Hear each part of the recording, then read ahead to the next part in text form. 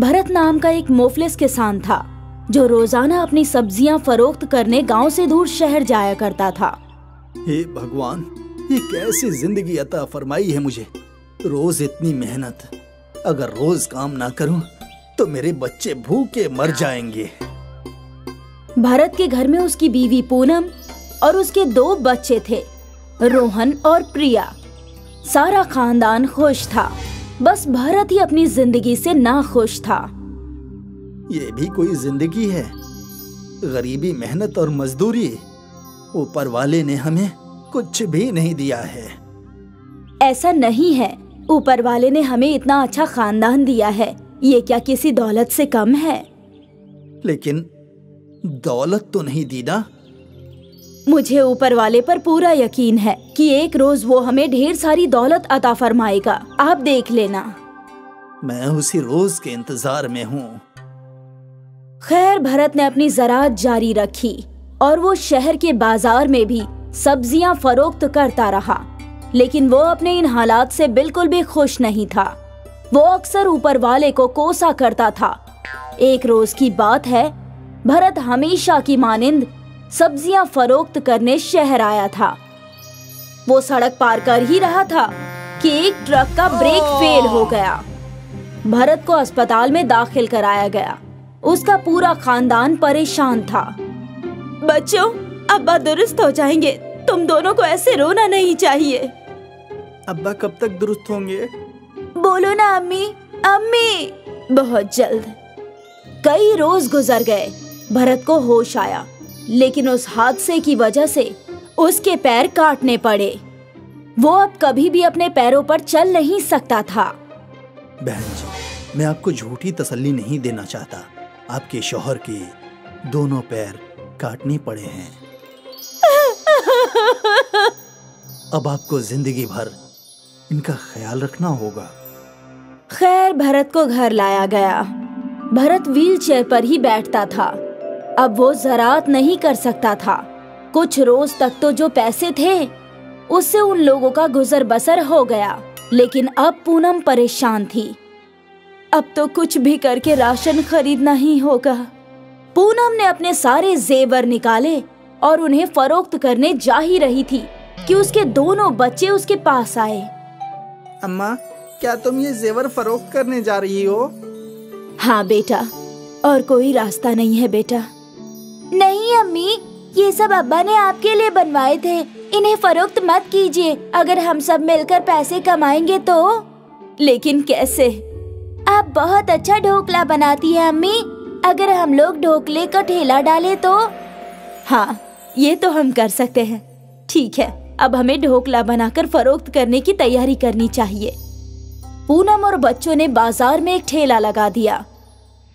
अम्मी, हमने तो ठेला लगा दिया है। चलिए आगाज करते हैं। ठीक है। अम्मा, मुझे क्या करना है? मैं ढोकला बनाकर देती जाऊंगी, तुम खरीदारों को देना, और प्रिया तुम प्लेट्स को इकट्ठा करके धोना। ठीक है अम्मी। उन लोगों ने ढोकला बनाना शुरू कर दिया और ढोकले की खुशबू फैलने लगी। अरे वाह, बड़ी अच्छी खुशबू आ रही है। ढोकला तैयार है क्या? हाँ हाँ काका। ठीक है बेटा, मुझे 1 प्लेट दे दो। रोहन ने उस शख्स को ढोकला दिया और ढोकला खाकर वो खुश हो गया। ढोकला तो बेहद अच्छा है। 3 प्लेट पार्सल भी पैक कर दो। ये लो पैसे। रोहन ने 3 प्लेट ढोकला पैक कर दिया और उस शख्स को दे दिया। अम्मा, देखो हमारी पहली कमाई। अच्छा है, लेकिन अब हमें और पैसे कमाने होंगे। तुम्हारे अब्बा की दवाइयाँ भी खरीदनी है। हाँ। उनके ठेले पर कई और खरीदार आए ढोकला खाने। पहले रोज ही उनकी बहुत अच्छी कमाई हो गई। पूनम और बच्चे खुशी खुशी घर लौटे। आज तो अच्छी खासी कमाई हुई है। अब्बा, ये देखिए। अच्छा है बेटा। अब उम्मीद है कि हम सब मिलकर सब कुछ ठीक कर लेंगे। अब मैं तुम सब पे बोझ बन गया हूँ। नहीं, ऐसा कुछ नहीं है। आप ऐसे ख्यालात दिल में हरगिज न लाइए। पूनम भरत को समझा रही थी, लेकिन भरत के दिमाग में उल्टे पुल्टे ख्यालात आ रहे थे। वो खुद को लाचार समझ रहा था। पूनम और बच्चे बाजार में ढोकला फरोख्त करते रहे और इससे उनकी आमदनी में इजाफा हुआ। एक हफ्ते में जितने पैसे उन सब ने कमाए थे वो उनके पूरे माह की आमदनी से भी ज्यादा थी। अम्मा देखो कितने सारे पैसे। हाँ, देवी माँ के करम से हम पर पैसों की बारिश हो रही है। काश देवी माँ तुम्हारे अब्बा को पहले जैसा बना दे। हाँ अम्मा। आप फिक्र मत कीजिए अम्मा, देवी माँ हमारी मदद जरूर करेंगी। हाँ, कुछ रोज गुजर गए। पूनम और बच्चे बाजार में ढोकला फरोख्त कर रहे थे और यहाँ घर पर भरत मायूस था। हे भगवान, ये क्या कर दिया। कभी सोचा नहीं था कि मेरा ये हश्र होगा। हे भगवान, इससे बेहतर तो मुझे मार ही देते। कम से कम अपने खानदान पर बोझ तो नहीं बनता। भरत की ये पुकार देवी माँ ने सुन ली और वो उनके रूबरू आ गई। अब क्यों मायूस हो भरत? तुम्हें तो पैसे चाहिए थे ना। देखो तुम्हारा खानदान कितने पैसे कमा रहा है। क्या करूं इन पैसों का? मैं तो इन सब पर बोझ बन चुका हूँ। ना मैं चल सकता हूँ और ना ही इनकी मदद कर सकता हूँ। देवी माँ, इससे बेहतर मुझे मार दीजिए। मुझे ऐसे नहीं जीना। तुम जिंदगी की कीमत जान चुके हो भरत। तुम्हें इल्म हो गया है कि पैसों से ज्यादा जिंदगी की खुशी ज्यादा अहमियत रखती है। मैं यही बात तुम्हें समझाना चाहती थी। अब जब तुम ये समझ चुके हो तो मैं तुम्हें तुम्हारी पुरानी जिंदगी वापस देती हूँ। ख्याल रहे, जिंदगी में जो भी परेशानी आए कभी भी जिंदगी को फालतू मत कहना। जी देवी माँ, मैं समझ गया। और देवी माँ के करिश्मा से वक्त पीछे सिमट मुड़ गया। भरत शहर के बाजार में खड़ा था। उसी सड़क के हादसे वाली जगह पर उसने अपने पैर देखे।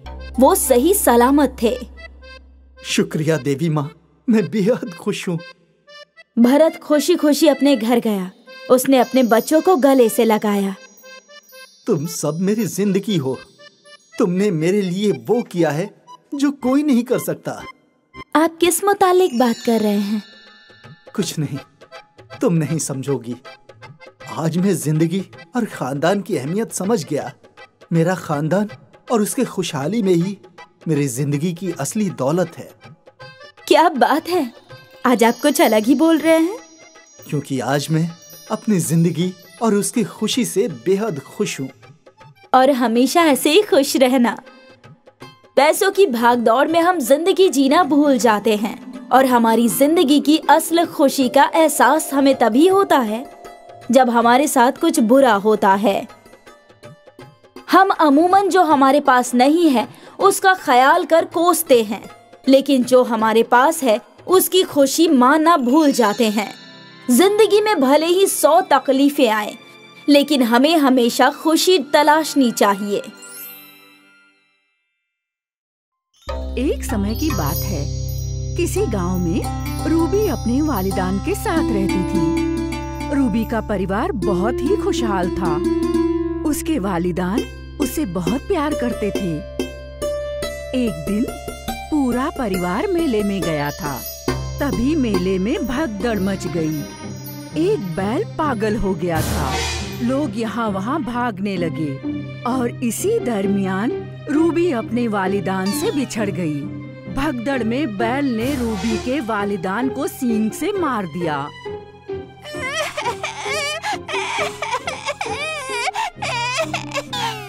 रूबी बेसहारा हो गई। रूबी के चाची चाचू उसे अपने साथ अपने घर ले गए। रूबी बेटा, हम दोनों तुम्हारे वालिदैन की कमी तो पूरी नहीं कर सकते बेटा, मगर हमसे जो बन पाएगा वो हम जरूर करेंगे बेटा। अब तक हमारी एक ही बेटी थी एनी। आज से तुम भी हमारी बेटी की तरह हो।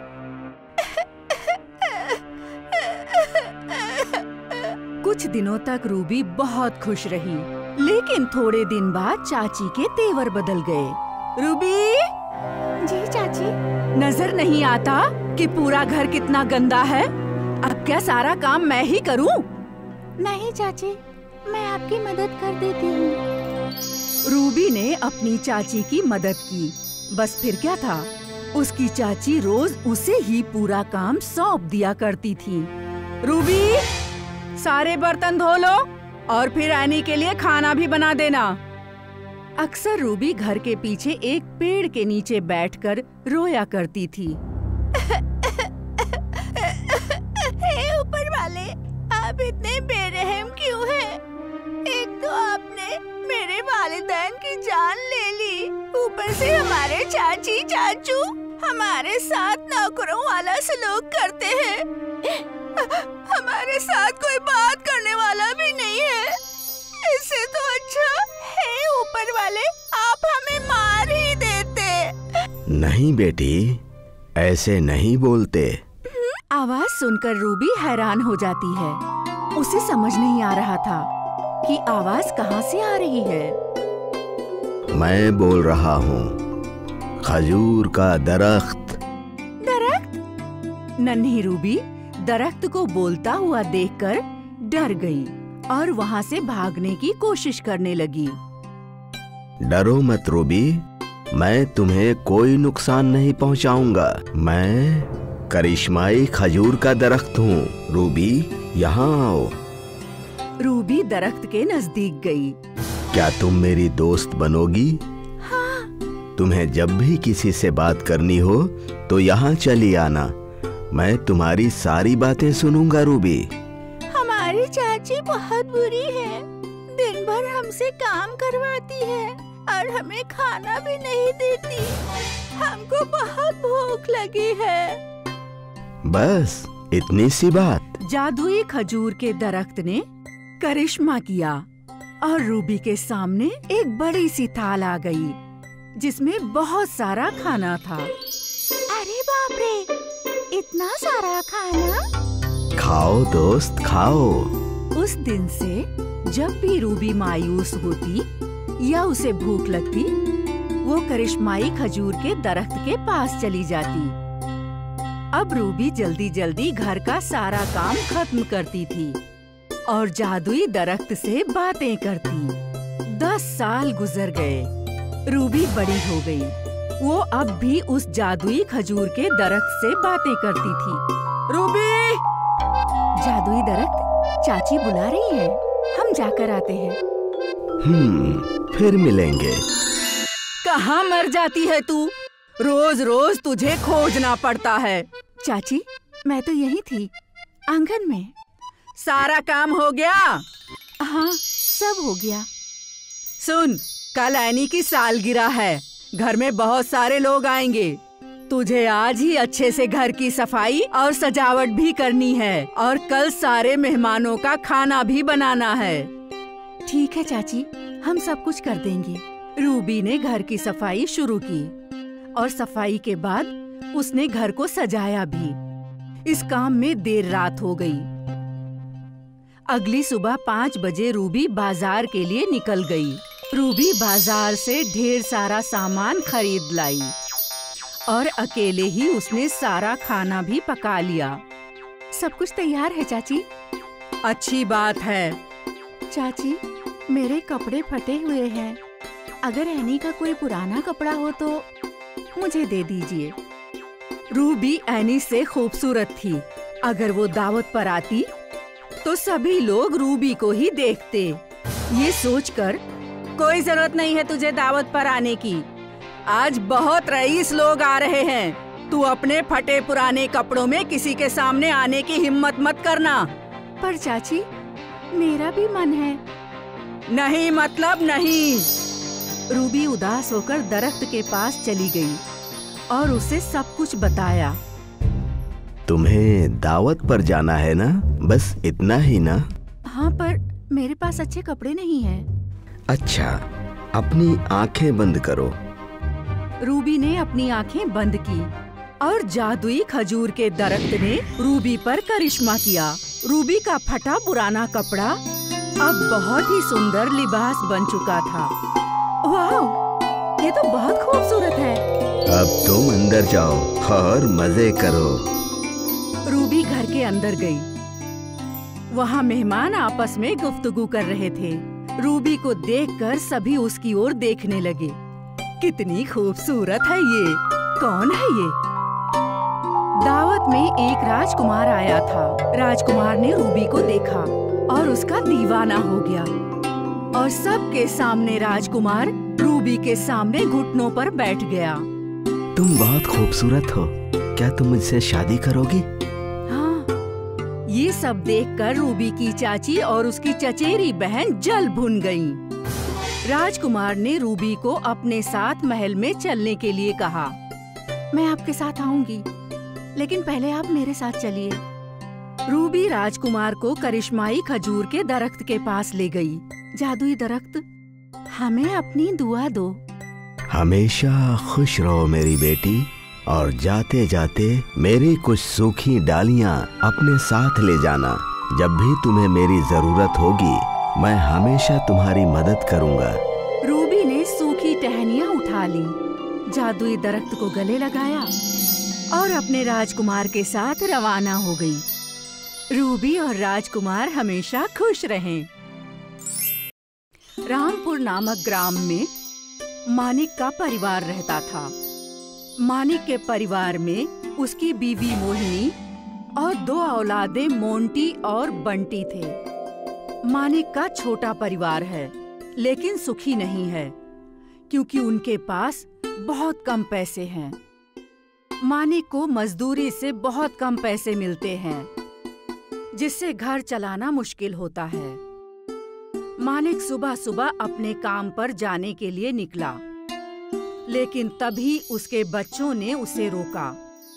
पिताजी, हम मदरसा नहीं जाएंगे। क्या हुआ बेटा, आज स्कूल क्यों नहीं जाना है? हमारे पास अच्छे लिबास नहीं है, हमारे लिबास फटे हुए हैं। बेटा, आज मैं काम पर जा रहा हूँ और मैं तुम्हारे लिए सारी चीजें लाने की पूरी कोशिश करूँगा। पिताजी, आप रोज ऐसे ही बोलते हो, हमारी बहुत बेइज्जती होती है। अच्छा ठीक है, अभी तुम स्कूल जाओ, मैं आकर बात करता हूँ। मानिक दुखी मन से चला गया। मोंटी और बंटी भी मदरसा चले गए। दोपहर को मदरसा की छुट्टी के बाद बंटी और मोंटी के साथ में पढ़ने वाले बच्चों ने दोनों का मजाक बनाया। सोनू और मोनू 2 भाई बर्फी खा रहे थे और बाकी दोस्तों को भी खिला रहे थे। भाई, मेरा भी बर्फी खाने का मन कर रहा है। हाँ भाई, एक दिन हम भी बर्फी खाएंगे। बर्फी खाने के लिए पैसे लगते हैं, पर अफसोस वो तुम्हारे पास नहीं है। जिस दिन हमारे पापा को अच्छा काम मिल जाएगा, उस दिन हम भी बर्फी खाएंगे। गरीब लोग, जब तुम्हारे पास कुछ है ही नहीं तो मदरसा क्यों आते हो? हम आपके दोस्त हैं, लेकिन आप फिर भी हमें परेशान करते हो। हम तुमको अपना दोस्त नहीं बनाएंगे। मोंटी और बंटी दोनों वहाँ से चले गए। दोनों बहुत दुखी थे, इसलिए वो अपने घर नहीं गए, बल्कि जंगल में चले गए और एक दरख्त के नीचे जाकर बैठ गए। भाई, हम ऐसे कब तक बेइज्जती सहते रहेंगे? कोई बात नहीं भाई, पिताजी को कोई अच्छा काम मिल जाएगा तो वो जल्दी लिबास ले आएंगे। भाई, वो सामने देखो, वो इंसान कुल्हाड़ी लेकर दरख्त काटने आ रहा है। सामने से एक इंसान हाथ में कुल्हाड़ी लेकर दरख्त की तरफ आ रहा था। मैं इसे दरख्त काटने नहीं दूंगा। हाँ, हमें इसे रोकना होगा। तब तक दरख्त काटने वाला लकड़हारा भी दरख्त के पास आ। हे बच्चों, यहाँ से हटो, मैं इस दरख्त को काटने आया हूँ। हम यहाँ से नहीं हटेंगे। आप इस दरख्त को नहीं काट सकते हो। तुम कौन होते हो मुझे दरख्त काटने से रोकने वाले? मैं इस दरख्त को काटने आया हूँ और मैं काट कर ही जाऊंगा। जब एक बार आपको बोल दिया तो बोल दिया कि तुम दरख्त नहीं काट सकते। तुम दोनों एक तरफ हो जाओ, वरना मैं तुम दोनों को भी। लकड़हारे के कुछ बोलने से पहले ही दोनों भाई लकड़हारे पर टूट पड़े। लकड़हारा वहाँ से जान बचाकर भागा। आज एक दरख्त की जान बचाई और इसीलिए खुशी हो रही है। हाँ भैया, मैंने किताब में पढ़ा था कि पेड़ पौधे हमारे पर्यावरण के लिए बहुत जरूरी हैं। हाँ, तुमने सही पढ़ा मेरे छोटे भाई। चलो घर चलते हैं, माँ इंतजार कर रही होगी। वो दोनों घर पहुँचे। तुम दोनों आ गए? आओ खाना खा लो। ओफो माँ, आपने फिर वही पानी वाली दाल और मोटे चावल बना दिए। मुझे खाना नहीं खाना। बेटा, खाने के बारे में ऐसा नहीं बोलते। भाई, तुम ये खाना खा लो। खाने की बेइज्जती नहीं करते। जल्दी ही पिताजी हमें अच्छा खाना खिलाएंगे। मैं नहीं खाऊंगा ये खाना। वो पैर पटकता हुआ चला गया। आज आपको बहुत देर हो गई लौटने में। आज दिन भर काम की तलाश की। कहीं कुछ काम मिला? नहीं, आज भी मुझे कोई काम नहीं मिला। कोई बात नहीं, मिल जाएगा। हाथ पैर धो लीजिए, मैं खाना लगा देती हूँ। बच्चों ने खाना खाया? हाँ, मोंटी ने खाना खा लिया था। और बंटी? नहीं, बंटी को ये खाना अच्छा नहीं लगता। उसने नाराजगी में नहीं खाया। क्या करूं? मैं बच्चों के लिए अच्छे खाने का भी इंतजाम नहीं कर पाता हूँ। मैं आपसे एक बात बोलूं? हाँ, बोलो। गांव में हमारे पास जो खेत है, क्यों ना हम वहीं पर वापस चलें? कम से कम कुछ तो खाने और पैसे का इंतजाम हो जाएगा। बात तो ठीक है तुम्हारी, मगर मेरे पास तो उसके लिए भी पैसे नहीं है। साहूकार चाचा से कुछ पैसे ले लीजिएगा और जब फसल अच्छी हो जाएगी तो वापस कर दीजिएगा। चलो तो फिर वापस चलते हैं गांव में। कुछ दिन बाद वो लोग गांव चले गए। नमस्कार साहूकार चाचा। आओ मानिक, कैसे हो? गांव कैसे आना हुआ? दरअसल शहर में अच्छा नहीं लग रहा था तो मैंने सोचा यहाँ खेती करूं। अरे मगर तेरी जमीन तो बंजर है। नहीं चाचा, कुछ तो करना ही पड़ेगा। मुझे कुछ पैसे चाहिए थे। अरे पैसे तो मैं दे दूंगा, पर याद रखना पैसे वक्त पर लौटा देना। वक्त बढ़ता जाएगा तो सूद भी बढ़ता जाएगा। अरे आप उसकी फिक्र मत कीजिए, मैं आपको वक्त पर पैसे लौटा दूंगा। मानिक दिन रात मेहनत करता है और कुछ ही दिनों में अपनी मेहनत से जमीन को उपजाऊ बना देता है और उसकी फसल भी अच्छी हो जाती है। पर ऊपर वाले को शायद कुछ और ही मंजूर था। एक रात भयंकर तूफान आया और सारी फसल खराब हो गई। हे ऊपर वाले, ये तूने क्या किया? अब हम क्या करेंगे और क्या खाएंगे? परेशान मत हो मोहिनी, भगवान कोई न कोई रास्ता जरूर निकालेंगे। मानिक को कुछ समझ नहीं आ रहा था कि वो क्या करे। वो साहूकार के पास गया। हाँ भाई मानिक, क्या हुआ? तुम्हारा वक्त पूरा हो गया, लाओ लौटा दो मेरे पैसे। चाचा, मेरी फसल बर्बाद हो गई। अरे जब जेब में पैसे नहीं थे तो क्यों चले थे खेती करने? साहूकार ने मानिक को बहुत बेइज्जत किया और मानिक चुपचाप खेत की तरफ चल दिया। हे भगवान, ये कहर तुमने क्यों मुझ पर बरपाया? तभी उसकी नजर खेत में खड़े एक दरख्त पर पड़ी। वो उस दरख्त के पास गया और वो भौचक्का रह गया। मानिक घर लौटा। मोहिनी, इधर आओ। जी बताइए, क्या हुआ? हमारा खेत जो बर्बाद हो गया था, वहाँ पर एक दरख्त है जिसमें बर्फियाँ लटक रही हैं और वो कोई मामूली बर्फी नहीं है, वो सोने की बर्फी है। क्या कह रहे हैं आप पिताजी? वो दरख्त खड़ा है? हाँ, मगर तुम क्यों पूछ रहे हो? पिताजी, एक दिन मैं और बंटी खेत के पास, तभी बंटी को एक चमकदार पत्थर दिखा था और हमने वो खेल खेल में खेत में गाड़ दिया था। सभी आश्चर्यचकित रह गए और रात में सो गए। उसी रात मानिक को एक ख्वाब आया। ख्वाब में एक देवता आए। मानिक, आज जो तुम्हें दरख्त मिला है वो तुम्हारे बच्चों के अच्छे कर्मों का फल है। वो लोग हमेशा पेड़ पौधों की हिफाजत करते थे। इस दरख्त से हमेशा बर्फी निकलेगी क्योंकि वो तुम्हारे छोटे बेटे को बहुत पसंद है। मानिक की आँख खुल गई और सारी बात उसने मोहिनी को बताई। दोनों बहुत खुश हुए। सुनिए, क्यों ना आप एक जेवर की दुकान डाल दीजिए। हाँ तुम ठीक कह रही हो। मैं शहर में सोने के गहने बनाकर बेचूंगा और पैसे आते ही साहूकार चाचा का कर्जा उतार दूंगा। अब उनके सारे दुख खत्म हो गए थे और वो लोग खुशी खुशी रहने लगे। बंटी भी अब बहुत खुश रहता था क्योंकि उसे रोज अच्छा खाना मिलता था और वो रोज अपनी पसंदीदा बर्फी खाता था।